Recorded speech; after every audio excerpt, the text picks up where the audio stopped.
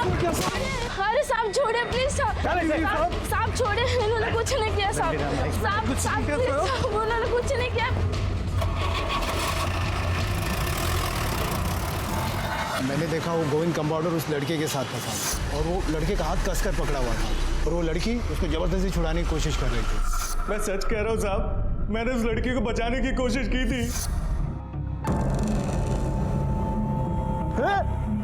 छोड़ो मैं। चुपचाप नीचे चलो हमारे साथ। हमारा हाथ छोड़ो। हमने बोला ना नीचे चलो। अभी तुम्हें कुछ हो जाता तो हमारे हॉस्पिटल की बदनामी हो जाती। हाथ छोड़ो ना। साहब वो क्या बात कर रहे थे वो मैं सुना नहीं ना साहब, मेरे कान में ईयरफोन लगा हुआ था। अच्छा, ये ईयरफोन लगा के ड्यूटी करता है तू? हाँ, कहानी तो बहुत अच्छी बनाई है तूने, लेकिन वो लड़की अब तक मरी नहीं है। दुआ कर कि वो लड़की जिंदा रहे। कहीं अगर वो मर गई ना तो तेरे सेहत के लिए अच्छा नहीं होगा, समझे? साहब मैं सच बोल रहा हूँ, मैंने कुछ नहीं किया साहब। देखो तुमको घबराने की कोई जरूरत नहीं है, तुम बिल्कुल सेफ हो। तुम सिर्फ हमें अपने माता पिता के बारे में बता दो ताकि हम उनको इन्फॉर्म करते हैं। परेशान होंगे ना? देखो हमने उस आदमी को अरेस्ट कर लिया है जो तुम्हारे साथ उस दिन छत पे था। उसका ये कहना है कि तुम छत से कूदने की कोशिश कर रही थी और वो तुम्हें बचा रहा था। क्या ये सच है? अच्छा, तुम चाहो तो सिर्फ हाँ और ना में जवाब दे सकती हो। क्या नाम है तुम्हारा? कहां से आई हो? इस हॉस्पिटल में क्यों आई तुम? आखिर कौन थी ये लड़की और क्या हो रहा था उसके साथ? क्या कोई उसकी हत्या करने की कोशिश कर रहा था या फिर वो खुदकुशी करना चाहती थी? पुलिस उन घटनाओं को देख रही थी जो उनके सामने हुई थी और उन्हीं घटनाओं से जुड़े लोगों से पूछताछ की जा रही थी। आपके हॉस्पिटल की छत से एक लड़की नीचे गिर जाती है, लेकिन यहाँ पर किसी को नहीं मालूम कि लड़की कहाँ से आई, कौन है। कोई सुसाइड करने हॉस्पिटल नहीं आता। या तो वो लड़की यहाँ किसी रिश्तेदार से मिलने आई थी या फिर किसी डॉक्टर से। लेकिन सवाल ये उठता है कि वो लड़की और आपका कंपाउंडर गोविंद छत पर कैसे गए? दाने, कैसा? इस हॉस्पिटल में जितने भी पेशेंट है सबको उस लड़की की फोटो दिखाओ। किसी न किसी को कुछ मालूम होगा। Okay sir.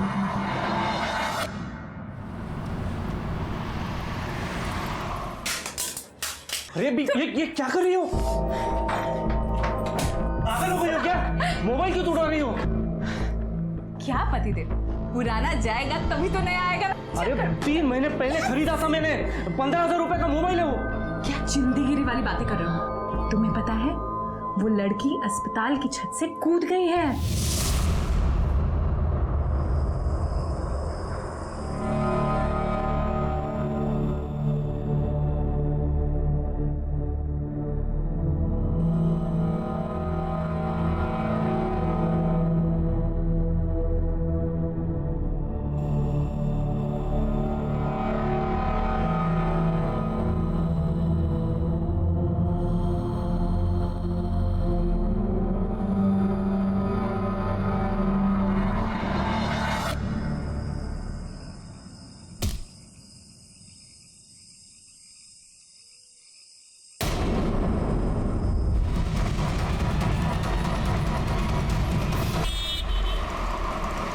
सर ये देखिए, ये प्लास्टर के निशान और ये व्हील चेयर। ये प्लास्टर के निशान यहाँ से टेरेस तक गए हैं। कहीं ऐसा तो नहीं कि वो लड़की इस व्हील चेयर पर बैठकर खुद यहाँ पर आई और खुद को घसीटते हुए वो टेरेस पर गई और वहां से छलांग लगाकर उसने सुसाइड करने की कोशिश की? नहीं राने, ऐसा नहीं है। हो सकता है किसी ने ये निशान जानबूझ के बनाए हों ताकि उनको ये लगे कि हमें ये लगे, पुलिस को ये लगे कि वो लड़की अपने आप चल के गई है टेरेस पे, उसके बाद में वहां से उसने जंप मार दिया, वो सुसाइड किया। लेकिन ऐसा है नहीं हकीकत में।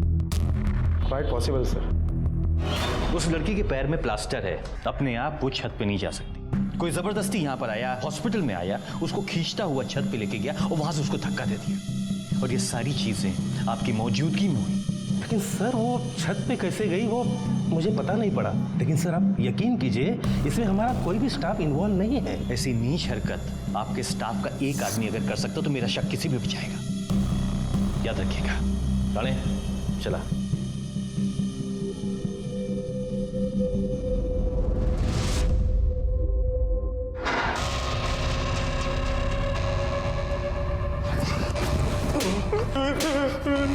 तेरी वजह से उस लड़की की जान अभी भी खतरे में है।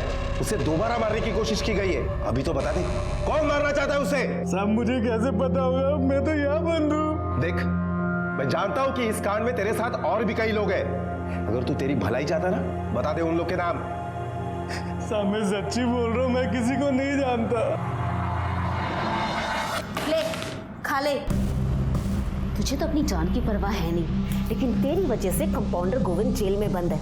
तू सच क्यों नहीं बता देती पुलिस को?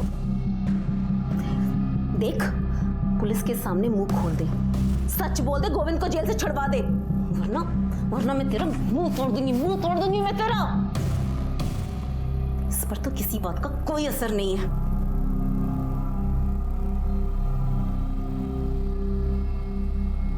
लड़की की पहचान अब तक पेशेंट नंबर 1087 बनी हुई थी और लड़की की चुप्पी ने इस केस को बेहद मुश्किल बना दिया था। पुलिस की सारी जांच पेशेंट नंबर 1087 और हॉस्पिटल से जुड़े लोगों के बीच में घूम रही थी, लेकिन कहीं और एक क्राइम और हुआ था, पर उसका इस लड़की से क्या संबंध था, अब तक इसकी पुलिस को कोई खबर नहीं थी। अरे रुकिए, कहाँ जा रहे हैं आप लोग? सब वो रचना से मिलना साहब। कौन रचना? वो जिसका फोटो डाला अखबार में आप लोगों ने साहब, वो हमारा बेटी है, वो उससे मिलना साहब हमको। देखिए, आप लोग ऐसा नहीं मिल सकते, मुझे मेरी साहब से बात करनी होगी। अरे अपनी बेटी से मिलने के लिए आपके साहब की इजाजत लेनी पड़ेगी? हाँ देखिए, आप लोग समझने की कोशिश कीजिए, मैं साहब से बात कर लेता हूँ, फिर आप मिल लीजिए। एक मिनट में बात कर लेता हूँ। Hello sir.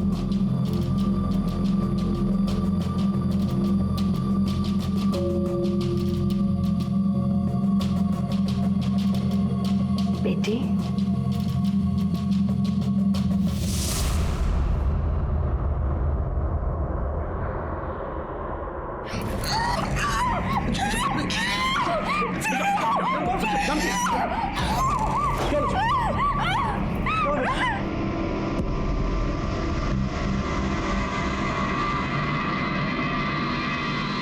सर, वो दो लोग जो खुद को इस लड़की के माँ बाप बता रहे थे, उनमें से जो औरत थी उसका मुंह इस लड़की ने नोच लिया सर, और उसके बाद वो दोनों भाग गए।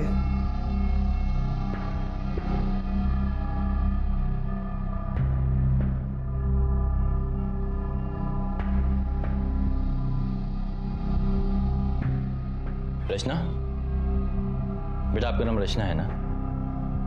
बोलिए बेटा, आपका नाम रचना है? अच्छा एक बात बताइए, जो दो लोग आपसे मिलने आए थे अभी, कौन है वो? अगर माँ बाप हैं तो फिर आपने उनका मुंह क्यों नोचा? बोलो रचना, मैं तुमसे सवाल कर रहा हूं एक। रचना, पेशेंट नंबर 1087 का पुलिस को नाम मिल गया था रचना, लेकिन वो अनजान लोग कौन थे जो रचना से मिलने आए थे और अपने आप को रचना के माता पिता बता रहे थे? और अगर वो सच में रचना के माता पिता थे तो रचना ने उनका मुंह क्यों नोच लिया था? आखिर क्या रिश्ता था उनका रचना से? जाहिर था कि रचना के दिल में उनके लिए बेहद नफरत थी, लेकिन इस नफरत की वजह क्या थी और पुलिस के सामने रचना ने चुप्पी क्यों साध रखी थी? सर, एक लड़की अपने माँ बाप के साथ ऐसे कैसे बिहेव कर सकती है? कहीं ऐसा तो नहीं कि वो औरत और वो आदमी हमसे झूठ बोल रहे हैं कि लड़की उनकी बेटी है? हो सकता है रानी, लेकिन जब तक वो लड़की अपना मुंह नहीं खोल देती है, हम किसी भी नतीजे पे पहुंच नहीं पाएंगे। सर, मुझे लगता है कि उस लड़की पर हमें प्रेशर बनाना चाहिए, सब कुछ सच उगल देगी। नहीं रानी, ऐसे हालात में हम उस पर कोई भी प्रेशर नहीं डाल सकते। तुम एक काम करो, उन दो लोगों के बारे में पता लगाओ, सीसीटीवी से उनकी फोटो निकालो, अपने सारे इन्फॉर्मर्स को बांटो। मुझे यकीन है कि कोई ना कोई क्लू जरूर मिलेगा। एक तरह से देख के बता, इन दोनों को जानता है? हाँ जानते हैं ना साहब, यहीं पास में घर है इनका, दोनों अपनी दुकान पे आते जाते रहते हैं। ये आदमी माधव मालवी नाम है इसका, और ये इसकी पत्नी जानकी। एड्रेस बता सकता है? पानी पियो घोड़ों के जैसे और काम गधों के जैसे करो। पता नहीं क्या सोच के तुम लोगों पे भरोसा कर लिया मैंने। अरे तो क्या करते, देखा नहीं बिल्ली की तरह नोच डाला है। अरे तुम हम गए थे तो कम से कम उसको लेकर ही आ जाते। तब चुप है वो, लेकिन अगर पुलिस के सामने कुछ बक दिया तो? लेकिन चुप। सुनो, घर आ जाओ, कुछ काम है। तुम लोगों से तो कुछ होगा नहीं, इसलिए किसी और से ही करवाना पड़ेगा। निकलो तुम लोग यहाँ से।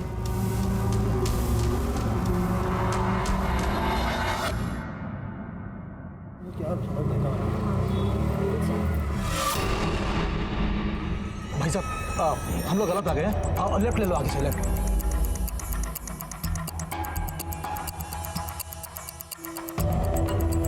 सुनिए। हाँ जी। ये जानकी मालवी और महादेव मालवी यहीं पे रहते हैं क्या? हाँ सर, यहीं पे रहते हैं। उनके घर पे ताला है, कहाँ गए कुछ पता है? कहाँ जा रहे हैं ये तो कुछ बोल के नहीं गए सर। अच्छा, उनकी बेटी रचना, उसके बारे में कुछ बता सकती हैं आप? बेटी? सर उनकी कोई बेटी है ही नहीं। क्या? हाँ। अच्छा, महादेव मालवी या जानकी मालवी का नंबर है आपके पास? हाँ जी सर है। सर इनके घर पे तो ताला है, और एक बात पता चली है कि रचना के माँ बाप है नहीं, और पुलिस से बचने के लिए ये लोग फरार हो गए। तुम एक काम करो, उनके फ़ोन टैप करो, पूरी डिटेल निकालो, कब और किससे बात करते हैं, मुझे पूरी रिपोर्ट चाहिए। Okay sir. ये लड़की तेरे हॉस्पिटल में है, बड़ी सख्त जान, चाह ही नहीं रही। मतलब आप मुझे इसका... तू बिल्कुल सही समझ रहा है। इसके जीवन की ज्योति जो कि अखंड होती जा रही है, उसको बुझा दे। ये ले 30,000 रुपए, बाकी के काम होने के बाद लेकर जाना। ठीक है।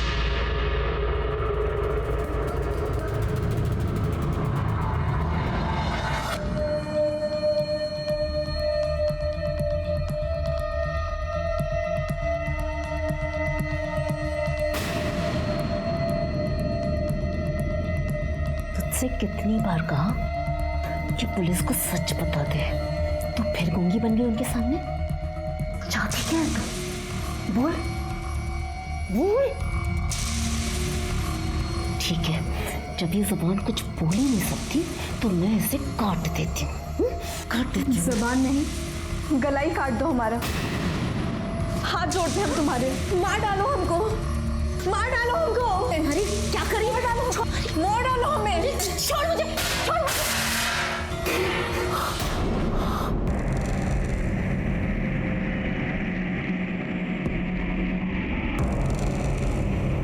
बोल बोल बोल बोल बोल। साहब मैंने कुछ नहीं किया। देखो, तुम्हें रंगे हाथ पकड़ा गया है। क्यों मारना चाहती थी उस लड़की को? अब भी सच बताओ, वरना ये मैडम है ना। साहब मैं एकदम सच बोल रही हूँ। मैं उसे सिर्फ वहां डराने गई थी। उसकी वजह से कंपाउंडर गोविंद जेल में है, उसकी बीवी प्रेग्नेंट है, और देखभाल करने वाला कोई नहीं साहब। मुझसे उसका दुख नहीं देखा जा रहा था बस। क्यों? तेरा यार है गोविंद? बगैर कोई कहानी बताए सिर्फ ये बता दे कि तुम दोनों ने मिलकर रचना को मारने की कोशिश क्यों की? सर, उसको कौन मारना चाहेगा जो खुद अपनी मौत की भीख मांग रहा हो? जब मैंने उसकी जबान काटने की धमकी दी तो वो मुझसे कहने लगी कि मेरा गला ही काट दो। वो तो खुद तिल तिल करके मर रही है साहब। मैं उसे क्या मारूंगी? बड़े से बड़ा बहादुर भी अपने सामने मौत को देखकर एक पल के लिए डर जाता है, लेकिन रचना शायद जिंदगी से इतनी नफरत करती थी कि वो हर हाल में मौत चाहती थी। आखिर ऐसा क्या हुआ था रचना के साथ? देखो रचना, मैं जानता हूं कि तुम एक बहुत बड़ी मुसीबत में हो। बेटा, कोई है जो तुम्हें मारना चाहता, तुम्हारी जान खतरे में है, लेकिन वो जो भी है वो सामने नहीं आता। उसने किसी और को हायर किया तुम्हें मारने के लिए। अच्छा एक बात बताओ, वो नर्स वीना जो थी, इसने तुम्हें वाकई मारने की कोशिश की या सिर्फ तुम्हें डरा रही थी? बोलो, मैं तुमसे एक सवाल कर रहा हूं। देखो बेटा, मैं चाहता हूं कि तुम्हारी लाइफ जो है वो नॉर्मल हो जाए, तुम वापस अपने गांव जाओ, अपने माँ बाप के पास एक अच्छी जिंदगी बिताओ। लेकिन तब तक पुलिस तुम्हारी मदद नहीं कर पाई जब तक तुम जवाब नहीं दोगे, कुछ बोलोगी नहीं। तुम्हें पुलिस के साथ में कोऑपरेट करना ही पड़ेगा।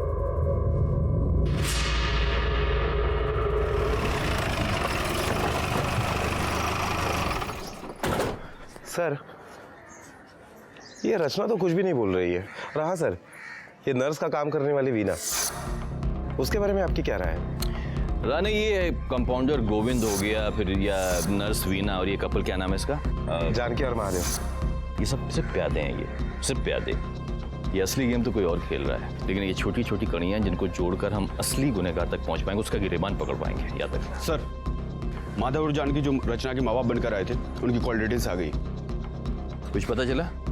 सर डिटेल्स में तो ऐसा कुछ खास नहीं मिला है, लेकिन एक नंबर मिला है गोरखपुर का, जिसमें अक्सर इन लोगों की बात होती रहती है। और 13 नवंबर को इनकी आखिरी बार बात हुई थी। 13 नवंबर को? अदानी तुम एक काम करो, गोरखपुर चले जाओ, पता करो कि नंबर किसका साथ में, ये भी पता करो कि ये नंबर के साथ में इसका क्या संबंध।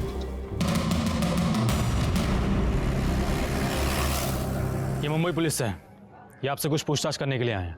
इस फोटो में जो 2 लोग हैं, क्या जानते हैं आप उन्हें?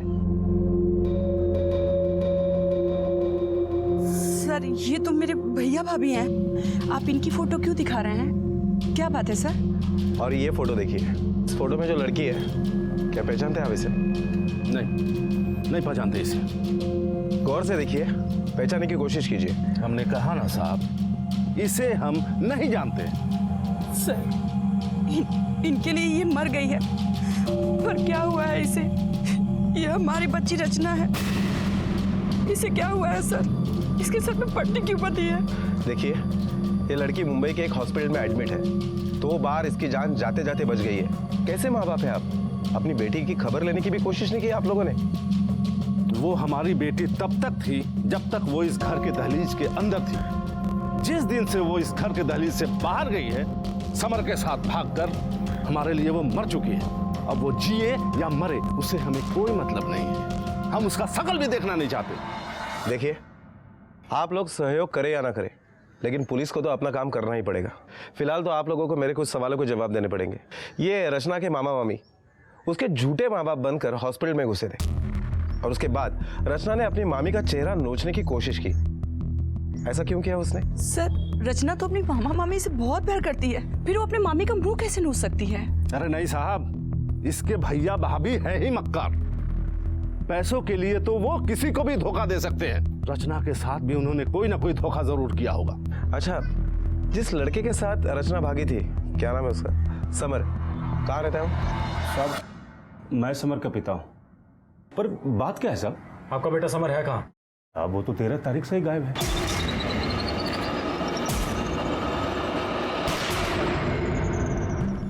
अब मुझवानी हमने भी सुना है कि वो रचना के साथ कहीं भाग गया है। वो रचना के साथ नहीं है, बल्कि रचना तो मुंबई के एक हॉस्पिटल में कई दिनों से एडमिट है।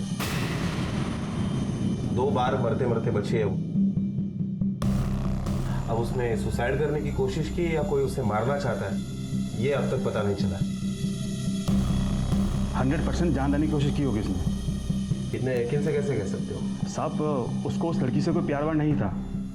उसका मतलब पूरा हुआ और छोड़कर चला गया होगा, और बेचारी लड़की सदमा झेल नहीं पाई, इसलिए जान देने की कोशिश की होगी उसने। तुम अपने भाई के बारे में ऐसे कैसे बोल सकते हो? नहीं साहब, मेरा बेटा किसी लड़की को धोखा नहीं दे सकता है।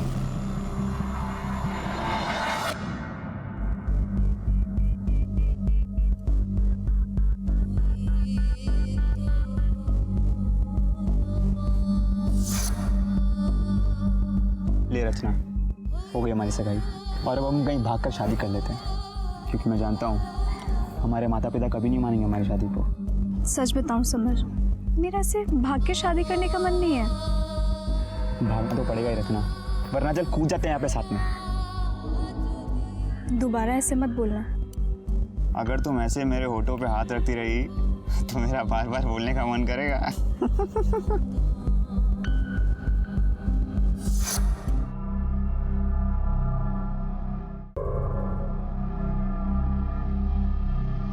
तुम्हारे बारे में सब कुछ पता चल चुका है हमें। नाम रचना मालवी, तुम्हारे माता पिता का नाम श्याम मालवी और नंदिनी मालवी।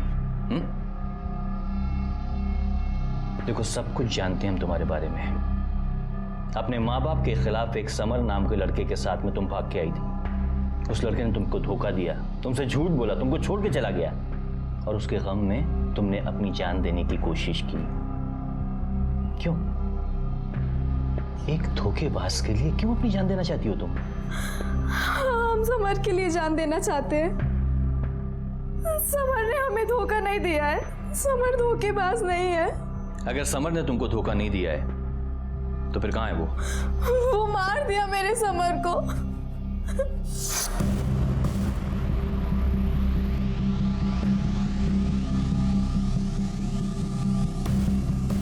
भाई साहब, आपके फोन से कॉल कर सकते हो?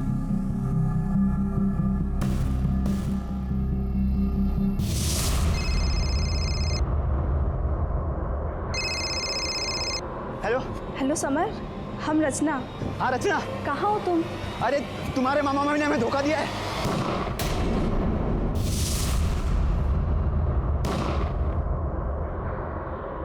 किसने मारा? तुम्हारे मामा मामी ने तुम्हें धोखा क्यों दिया? देखो बेटा, तुम्हें सब कुछ बताना पड़ेगा पुलिस को। तुम चाहती हो ना कि समर के कातिल को सजा मिले, तुम्हें कोऑपरेट करना पुलिस के साथ में, सब कुछ बताना पड़ेगा।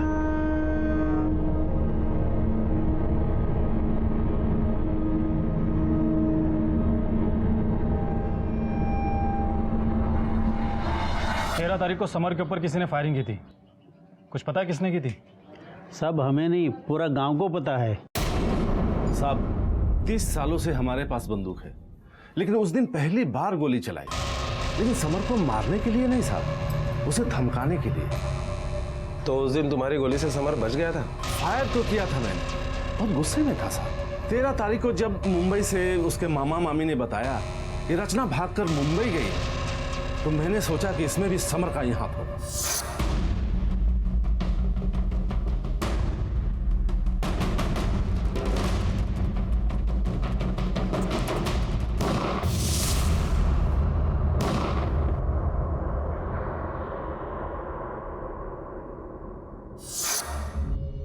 पर वो बच गया साहब। अगर समर जिंदा है तो फिर वो है कहाँ? ये तो पता नहीं साहब। ठीक है सिंह साहब, चलिए। सर, चश्मदीद लोगों से पूछताछ करने पर पता चला है कि रचना के पिताजी सच कह रहे थे। 13 तारीख को रचना के पिताजी ने गोली तो चलाई थी, लेकिन सिर्फ समर को डराने के लिए। इसका मतलब है 13 तारीख को समर जिंदा था, और ठीक 13 तारीख को ही समर अपने घर से सारा सामान लेकर गांव छोड़कर चला गया था। इस रचना की चुप्पी के पीछे एक बहुत गहरी साजिश है। हो सकता है समर के साथ मिलकर एक बहुत बड़ा गेम प्लान कर रही है। अब ऐसा लगता है कि वीना और गोविंद वाकई उसकी जान बचाना चाहते थे। लेकिन सर, कुछ सवाल अभी भी ऐसे हैं जिनके जवाब नहीं मिल पा रहे। जैसे रचना हॉस्पिटल क्यों आई? रचना के साथ उसके मामा मम्मी ने ऐसा क्या बुरा किया है कि उसके मामा मम्मी अभी भी फरार है?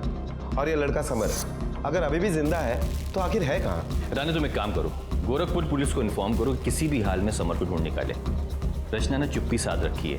एक बार ये लड़का हमारे हाथ लग गया ना, और हमने इस पे जोर डाला, तो जरूर सच उगल देगा। Okay sir.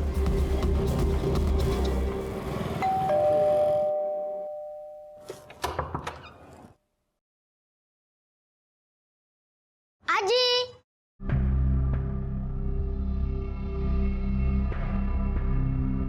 कैसा है मेरा बेटा? माँ ये देखो मैं क्या लेकर आई। ये देखो ये भी। ये सब किस लिए? हमें इसकी कोई जरूरत नहीं है बेटा। माँ ये साड़ी है पूरी 10,000 की। और पापा ये देखो आपके लिए घड़ी पूरे 25,000 रुपए की है। 25,000 की पापा। हमें इसकी कोई जरूरत नहीं है। हमने जो तुमसे मांगा वो तो तुमने दिया ही नहीं। माँ मैं आपसे कहूंगी कि अपने हाथ काट कर दे दो तो दे दोगी क्या? और हाँ, दूसरों पे भरोसा करके देख लिया ना आपने? वो रचना दे दिया ना उसने धोखा। रचना, तुम्हारे लिए बहुत बड़ी खुशखबरी है। तुम्हें जान के खुशी होगी कि समर जिंदा है। उस दिन जो गोली की तुमने आवाज सुनी थी, तुम्हारे पिताजी ने समर पे ही चलाई थी, लेकिन वो गोली उसको लगी नहीं, वो बच गया। समर जिंदा है? कहाँ है वो? देखो यही बात तो मैं तुमसे पूछना चाहता हूँ, कहाँ है समर? हमें कैसे पता होगा वो कहाँ है? देखो रचना, मैं अच्छी तरह से जानता हूँ कि तुम मुझसे कुछ छुपा रही हो। अगर तुमने पुलिस से सारी बातें छुपाई ना, तो बहुत बड़ी मुसीबत में फंस जाओगी। बताओ कहाँ है समर? और ये मामा मामी की कहानी क्या है? ये बताओ कि जब वो यहाँ पर आए थे, तुमने अपनी मामी का मुंह क्यों न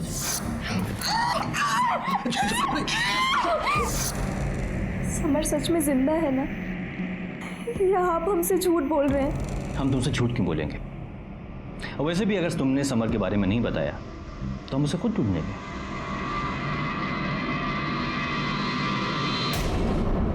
रचना के लिए जिंदगी का दूसरा नाम समर था। जब उसे इस बात का एहसास हुआ कि समर की हत्या की जा चुकी है, तब उसके लिए भी जीने की कोई वजह नहीं बची थी। लेकिन अब जब उसे इस बात पर यकीन हो गया था कि समर जिंदा है, तो उसके अंदर भी जीने की चाह जाग उठी थी। लेकिन रचना को अब भी पुलिस पर पूरा यकीन नहीं था, इसलिए वो पुलिस को अपने बारे में सब कुछ बताने को तैयार नहीं थी।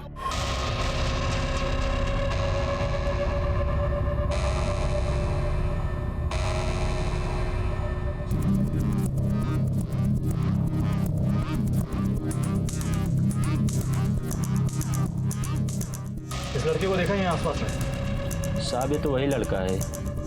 13 तारीख की कुछ 3-4 बजे की बात है। ये यहीं सामने से जा रहा था। एक ग्रे कलर की वैन यहाँ रुकी।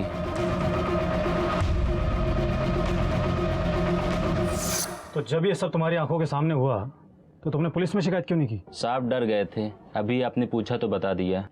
गाड़ी का नंबर याद है? नंबर तो नहीं देखा, लेकिन ग्रे कलर की वैन थी। सुन, जरा 2 मिनट यहाँ खड़ा रहे, मैं जाके आता हूँ।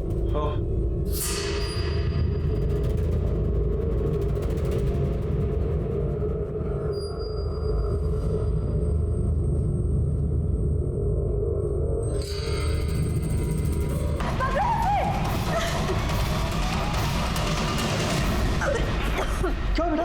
क्या? कभी हमारी किसी ने जान लेने की कोशिश किया। कौन था वो? यहाँ का वॉर्ड बॉय, पहले भी देखा है उसे।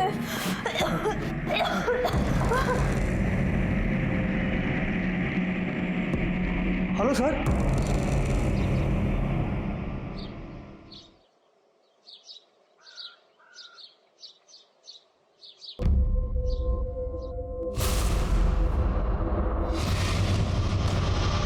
की हो सकती है जिसका फोटो आपने हमें भेजा था डॉक्टर साहब।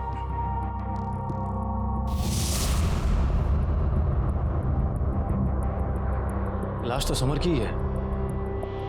इसकी पोस्टमार्टम रिपोर्ट के मुताबिक इसके सर पर किसी रॉड जैसी चीज से 4 बार हमला किया गया और इसकी मौत भी उसी वजह से हुई है। मौत का वक्त है 13 तारीख को तकरीबन 3 से 5 के बीच। 13 तारीख की कुछ 3-4 बजे की बात है।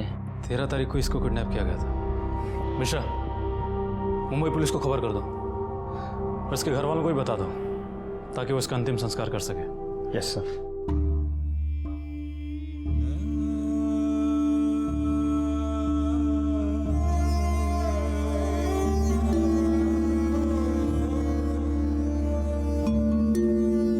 सोचा भी नहीं था कि ऐसे दिन देखने पड़े। हिम्मत रखिए भाई साहब, आपके बाकी और दोनों बेटे तो है ना? हाँ है, लेकिन अपने बेटे समर की चिता को आग लगा कर आ रहा हूं। ऐसा लगा जैसे कि मैं खुद को आग लगा दी। भाई साहब, मैं आपके सामने हाथ जोड़ता हूं, आप अपनी बेटी के पास चले जाइए। उसको आपकी जरूरत है। देखिए भाई साहब, जिंदगी ना कभी दोबारा मौका नहीं देती। सर, रचना पर हमला करने वाला वार्ड बॉय अनिल वो अब तक फरार है और हमारी कस्टडी में जो गोविंद है उसका क्या करें? देखो रानी, जब तक रचना का बयान नहीं आ जाता हम गोविंद को बेगुनाह मान ही नहीं सकते। ये समर के मर्डर के बारे में कुछ पता चला? नहीं सर, अब तक कुछ पता नहीं चला। सर, शायद समर का मर्डर एक ऑनर किलिंग हो। देखो रानी, जब तक सच्चाई नहीं सामने आ जाती हम किसी भी संभावनाओं से इनकार नहीं कर सकते। हो सकता है कि समर का मर्डर उसी ने किया हो जिसने रचना को मारने की कोशिश की हो सकता है सर। सर, कहीं सारे कांड में रचना के मामा मामी का तो हाथ नहीं? मुझे तो ये बहुत गहरी साजिश लगती है। यही वो मामा मामी हैं जिनके भरोसे पे रचना समर के साथ में घर से भागी थी। अब क्या हो गया ऐसा? उनसे इतनी नफरत क्यों करती है? रानी, तुम एक काम करो, ये मामा मामी की पूरी डिटेल्स निकालो। कहाँ जाते हैं, किससे मिलते हैं, किससे बातें करते हैं, ये इनके बैंक अकाउंट्स, इनकी कॉल डिटेल्स, सारी चीजें बारीकी से चेक करो। कुछ ना कुछ सुराग जरूर मिलेगा। ओके? Okay sir. हेलो,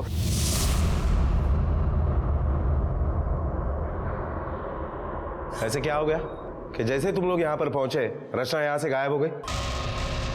नहीं साहब, पर जब हम लोग यहाँ पहुंचे तो रचना बहुत खुश नजर आ रही थी, हंस हंस कर अच्छे से बात कर रही थी साहब। हम लोगों ने आपस में बैठ के गिले शिकवे भी दूर कर लिए थे। लेकिन जब हम लोगों ने उसे समर के मर्डर के बारे में बताया वो एकदम बदहवास सी हो गई थी साहब। हम लोगों ने उसके मन को शांत करने के लिए बाहर वाले मंदिर के पास भी लेकर गए। अरे रचना किधर है? अरे रचना कहाँ गई? रचना रचना रचना सर, मेरी रचना पता नहीं कहाँ चली गई सर। एक बात मेरी समझ में नहीं आती कि माँ बाप का प्यार एकदम से कैसे उमड़ आया। अचानक आप लोग मुंबई आ गए? और आप दोनों के आते ही रचना यहाँ से गायब हो गई। सर, आप एक माँ की ममता पे शक कर रहे हैं? क्यों ना करें, मैंने पहले भी कई माँओं को देखा है ममता का गला घोटते हुए। अगर रचना के गायब होने में तुम दोनों का हाथ हुआ तो मुझसे बुरा कोई नहीं होगा, याद रखना। चला। क्यों रखा है हमें यहाँ पे? जाना है हमें। जाने दो हमें।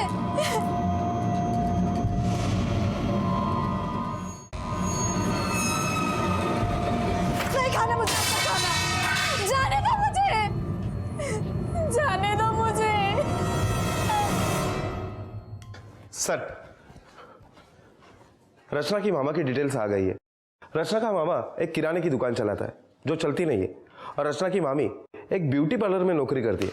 सर, इसके बावजूद भी रचना की मामा के अकाउंट पर 12 तारीख को 2 लाख रुपए चेक से जमा हुए हैं। ये चेक किसने इशू किया? मेरे कहने का मतलब है किस अकाउंट से इशू किया गया है? सर, कोई लेडी है मोहिनी नाम की। हम उसके घर पर भी गए थे, लेकिन वो भी गायब है। कमाल है, चेक देने वाला गायब, चेक लेने वाला गायब। यहाँ दाल में काला नहीं है, राने पूरी की पूरी दाल काली है यहाँ पर। तुम्हें मालूम है, इस तरह के कांड में जब ट्रांजैक्शन होता है पैसे का तो कैश में होता है, किसी तरह चेक नहीं दिया जाता, क्योंकि 8 नवंबर को नोटबंदी थी, इसलिए मजबूरन जो पेमेंट हुआ है वो चेक में हुआ है। सर, आपका शक सही है। इस पूरे मामले में कोई तो ऐसा है जो इन सभी लोगों का इस्तेमाल कर रहा है एक मोहरे बनाकर। लेकिन ये खेल कौन रहा है? क्या वो मोहिनी हो सकती है?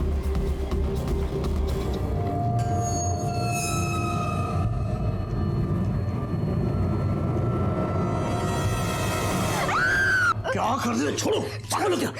पहले जेल के दरवाजे पे खड़े हैं और फांसी पर लटकना तुमको। छोड़ो, छोड़ो मुझे। किसे पता चलेगा कि हमने इसे किडनैप किया हुआ है? अब वैसे भी ये तुम्हारी बहन की बेटी है, कोई तुम पे शक नहीं करेगा, समझे? गोविंद, इस फोटो में जो औरत है उसको ठीक तरह से देख और याद करने की कोशिश कर कि इस औरत को कहीं देखा है तूने? हाँ साहब, इसको हॉस्पिटल में कई बार देखा है, पर ये कौन है, क्या करती है, मुझे नहीं पता साहब।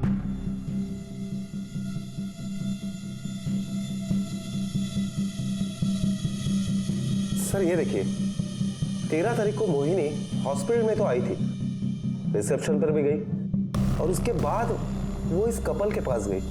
उसके साथ ये कपल कौन है? रानी, तुम एक काम करो, हॉस्पिटल से डिटेल निकालो, इस कपल के बारे में पता करो, और ये भी पता करो कि ये कपल मोहिनी के साथ में हॉस्पिटल क्यों गया था।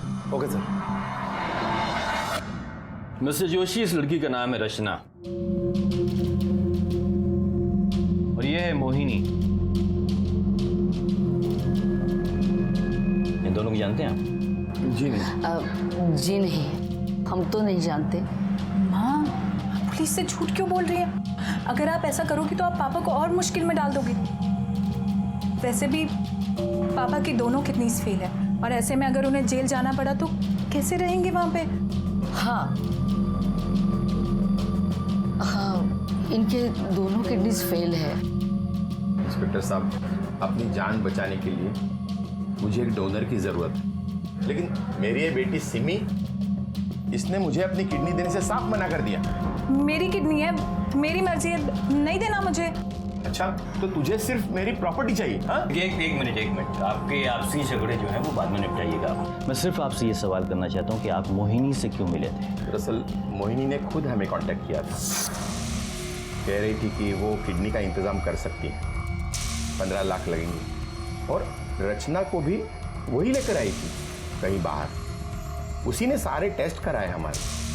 13 तारीख को वही हमें यहाँ से हॉस्पिटल ले गई थी ऑपरेशन के लिए, लेकिन बाद में हमें पता चला कि जो लड़की मुझे किडनी देने वाली थी वो हॉस्पिटल के छत से कूद गई। हो सकता है कि रचना के मामा मामी ने रचना के किडनी के लिए मोहिनी से डील किया हो, और हो सकता है कि रचना के गायब होने में मोहिनी का जरूर हाथ है, और उसके मामा मामी का इन्वॉल्वमेंट। उसके माँ बाप के साथ में सख्ती से पूछताछ करो, मुझे शक है कि मामा मामी के साथ में उनका भी इन्वॉल्वमेंट है। Okay sir. हेलो,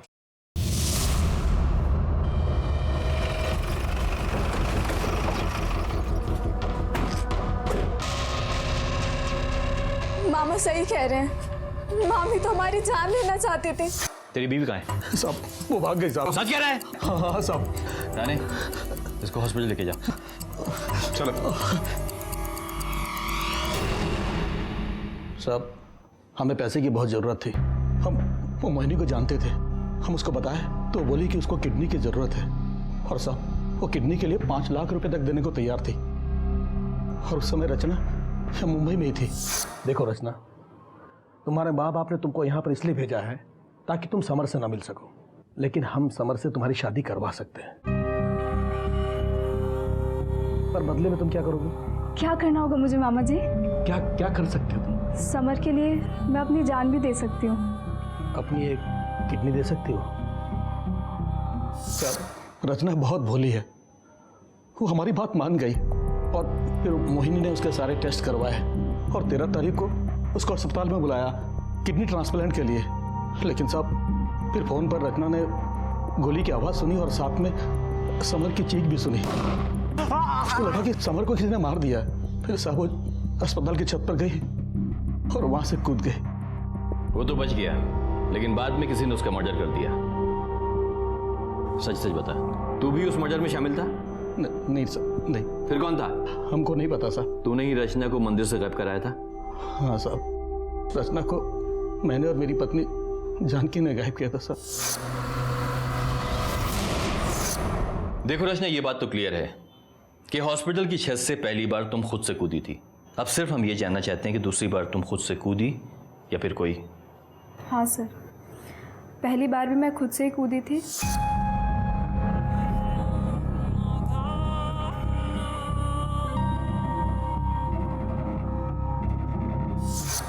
और दूसरी बार भी।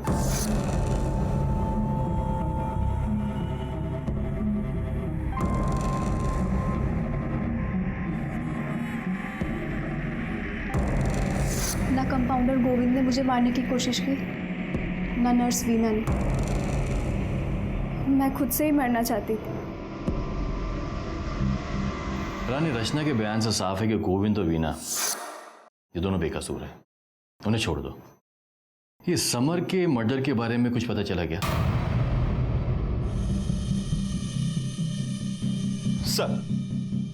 सर गोरखपुर में 174 ग्रे कलर की वैन है, जिनमें से 111 टूरिस्ट व्हीकल में चलती हैं। 13 तारीख को वैसी एक ग्रे कलर की वैन गांव के 2 लड़कों ने किराए पे ली थी सिटी ट्रैवल्स वाले से। कौन थे वो दोनों? सर वो दोनों समर के बड़े भाई थे।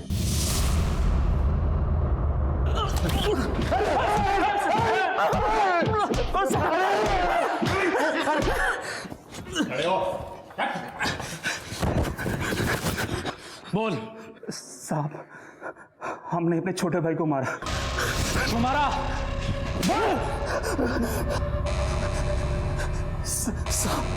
साहब वो दूसरी जाति की लड़की से शादी करने वाला था और हमारी इज्जत पूरी दांव पे लगी हुई थी। इसलिए उसके घर से निकलते ही हमने गाड़ी किराए पे ली और सुनसान जगह पे ले जाके उसको मार दिया। अमर कहाँ जा रहा है? अरे चल, आपको नहीं, अरे चल।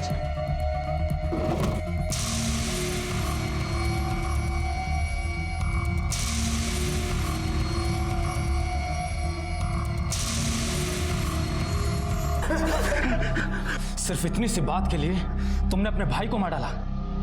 एक बार भी नहीं सोचा तुम्हारे माँ बाप पर क्या बीतेगी।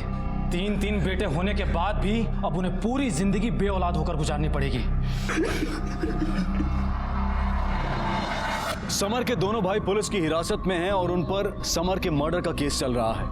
रचना की मामी जानकी और किडनी रैकेट चलाने वाली मोहिनी यादव दोनों अब भी फरार हैं और पुलिस उनकी तलाश में जुटी हुई है। लेकिन यह तय है कि आज नहीं तो कल दोनों पकड़े ही जाएंगे, जबकि रचना के मामा और किडनी रैकेट से जुड़े सभी लोगों पर केस चल रहा है। लेकिन आज के दौर में इंसानी रिश्तों को यह क्या होता जा रहा है?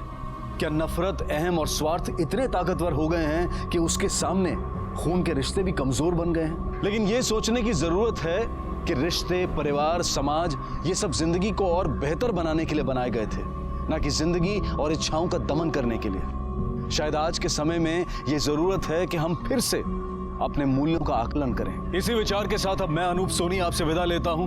फिर मुलाकात होगी अगले एपिसोड में एक और चौंका देने वाले केस के साथ। तब तक अपना और अपने परिवार का ख्याल रखें और देखते रहें क्राइम पेट्रोल डायल 100। सबक एक को सीख हम सबको। जय हिंद। क्राइम पेट्रोल के ऐसे ही मजेदार एपिसोड्स देखने के लिए हमारे चैनल को सब्सक्राइब करें